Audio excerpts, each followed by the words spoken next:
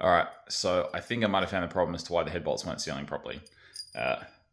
These lovely things are a millimeter longer than they should be.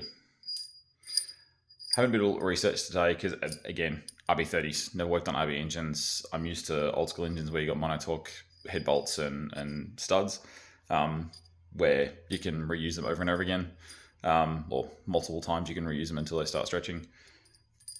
Never realized RB30 heads or head bolts are single use. The second you torque these down, they're single torque. So the second you torque these down, they're essentially torqued to their limit and they stretch. These, I'm assuming, are the originals that have been on for 35 years. So metal fatigue as well.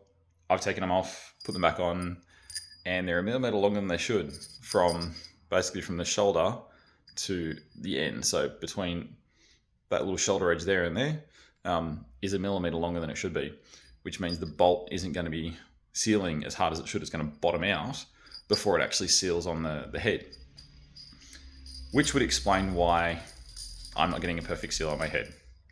Anywho, as you can see, gaskets have been coppered. There's an intake gasket there. It's had the copper spray put on as well. I'm now going to have to order some of these. They're not going to come in until Monday at the earliest. And I can get a set of Permaseal ones from Super Crap for like $80 or something. As much as I'd love to get like ARP head studs, I'm not paying $450 for them. Got more things to put towards a turbo kit. But yeah, Revolution, fucking stretched head bolts. Well, lesson learnt. Here we go again.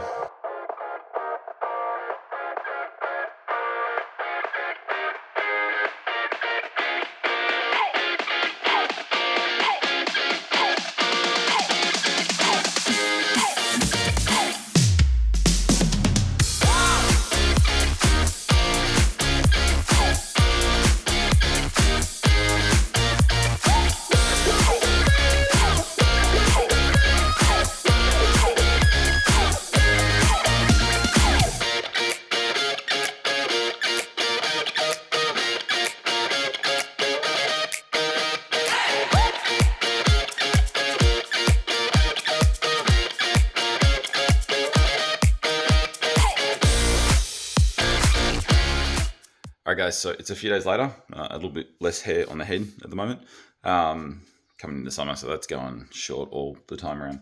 Not much different in the head at the moment, not much different in the whole thing. I'm still waiting for the gaskets and shit to come in.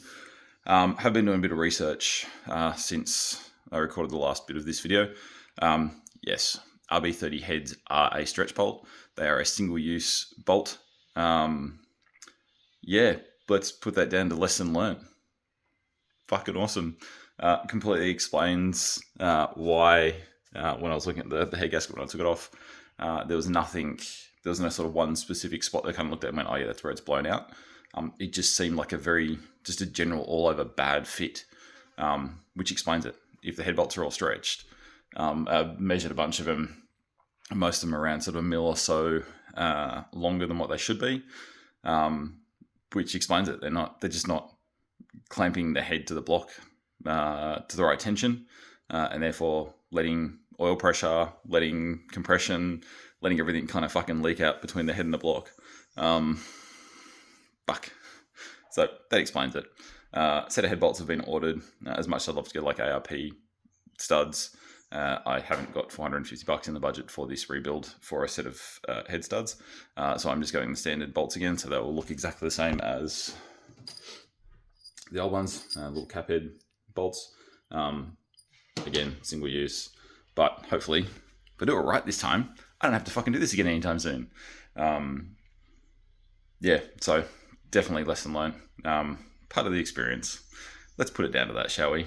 That and a whole bunch of fucking frustration as to why I wasn't working properly. Hopefully that will fix a lot of the issues. I'm not sure if it's entirely going to fix the throttle issue, but it does make a lot of sense if it's not getting the right compression. It's going to be getting oil in the cylinder a little bit, which should explain why I wasn't getting the smoke out the back. It wasn't a huge amount of oil getting in, like it wasn't a blown head gasket, so it was actually pumping in. Just a little bit getting in there, it was gumming everything up. The plugs obviously weren't running as well, so I'm going to have to clean the plugs up because they're very much on the dirty side. You can see they're all got gunk on them, so I'll give them a clean before I put them back in as well. Regap them, make sure they're all good before I put them back in. Yeah, some bitch. What are you gonna do? So today I'm going to be having another look at the power steering. I've given it a clean on this side, so all the piping and stuff in here, the hard lines. Obviously until it's under pressure, I've got the car back on again. I'm not going to get a leak as such, but I'm just going to clean everything up. So on this side, there's a bit of a leak down here in the, like where the actual steering shaft actually meets the block in the steering rack. There's a bit of a leak there somewhere. I think it's just a fittings come loose. And I got freaking, what do we got on tonight? We got the Super Drift series on tonight. So I've got probably half a day to get this done before I have to start prepping and getting all my cameras and shit ready for tonight. So I'll see what I can get done. Bare minimum, I want to get everything cleaned up. Just get all the residual gunk and shit and just the crap that's hanging around in there gone, so that at least when I do have a leak, it's going to be very obvious where it's coming from. So basically, once the car's going, everything's under pressure again. It's going to be very easy. I'll keep a very close eye and sort of basically every time I start it, run it, just check for drips and runs and sort of any fresh oil coming out. Very quickly nail down where it's coming from and obviously fix that fitting, hose, leak, whatever the fuck I find. But other than that, the only other leak it has, I think it's the neutral sensor outside of the gearbox. It's actually leaking. It looks like it's leaking from inside the sensor itself. So I'm assuming there is a seal on the inside of the sensor that's leaking past that and coming out. Because it looks like it's actually coming out of where the wires fit onto the sensor itself at the back. So I don't know, that's another one I have to look at. It's only very, very minor though. But again, just want to get all those leaks and little bits and pieces tidied up. So yeah, not going to be a very exciting video today. It's pretty much just me talking to camera, but hey, you know what's happening, you know what's going on. This will happen time to time because yeah, literally it's just going to be me laying under a car. So all you're going to see is my legs sticking out from under a car if I try to show any working videos. But yeah, enjoy. I will see you in the next one. I will have some content coming out. We had a wet pan last night. I did another little vlog at the wet pan. So we're putting a video together for that. And of course, tonight I'll be vlogging out at Super Drifts. You're going to get this after the fact, but round 3 will be coming up soon as well. Have a look at the AusDC website or Facebook pages. Get out and have a look because it is some of the best action in New South Wales for drifting. Some incredible, incredible drivers out there and some really close door-to-door action. So once you see this video, I'll get this out in the next couple of days. So hopefully you can get out and have a look and enjoy the action. Otherwise, I will see you in the next video, guys. Take care.